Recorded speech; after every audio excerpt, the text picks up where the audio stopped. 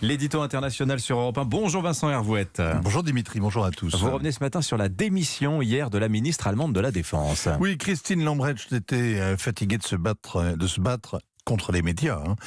C'est pas une désertion, c'est un soulagement. Les 2 tiers des Allemands ne supportaient plus ces bourdes. En février, quand les Ukrainiens réclament des armes lourdes, elle propose de leur envoyer des casques lourds. Elle part en vacances avec son grand-fils dans un hélico militaire. Elle met des escarpins pour crapahuter au Mali. Et il y a 15 jours, ses vœux de Nouvel An sont l'apothéose de sa carrière. Dans la rue, au milieu des pétards et du feu d'artifice, elle se réjouit.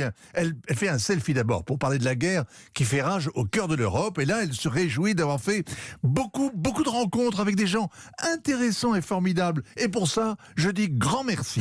C'est Marie-Chantal dans les tranchées. On se croirait sur un plateau de télé. Elle est ridicule et avec elle, c'est l'Allemagne qui semble incapable de se hisser à la hauteur de l'histoire. Alors elle a tenu 1 an, Christine Lambrecht. Oui, et dommage pour elle, c'est l'année où la guerre est revenue frapper à la porte.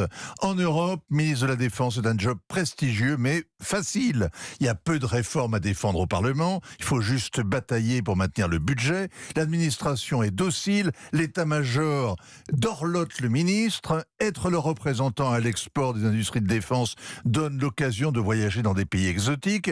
Passer les troupes en revue en prenant un air sévère et compter les galons, eh bien ça s'apprend et c'est pas épuisant. La tour des bivouacs, la balade en hélico, en blindé, en frégate, en sous-marin, etc. C'est le théâtre aux armées, surtout quand la ministre aime se mettre en scène du genre femme mais en treillis, ou la variante en Rangers mais toujours femme. Depuis la défaite des nazis, ministre de la Défense en Allemagne relevait de l'emploi fictif, un peu comme ministre des Affaires sociales à Monaco. Même Ursula von der Leyen, qui a laissé derrière elle des factures extravagantes de cabinets de consultants privés, même elle a semblé à la hauteur. Ah oui, elle a été ministre de la Défense d'Angela Merkel. Alors la République fédérale, Vincent, rejette la guerre. Oui, en 1999, les Américains et l'OTAN l'ont enrôlé au Kosovo et la Luftwaffe a bombardé Belgrade, comme jadis. La France a eu plus de mal quand elle a réclamé un coup de main au Sahel. Depuis 70 ans, les soldats allemands tuent l'ennui, mais pas l'ennemi. La guerre en Ukraine va sans doute les réveiller. Olaf Scholz a mis 100 milliards sur la table, de quoi s'équiper aux États-Unis, et à terme, la Bundeswehr sera l'armée la plus puissante d'Europe, avec l'industrie de défense qui va avec. En attendant,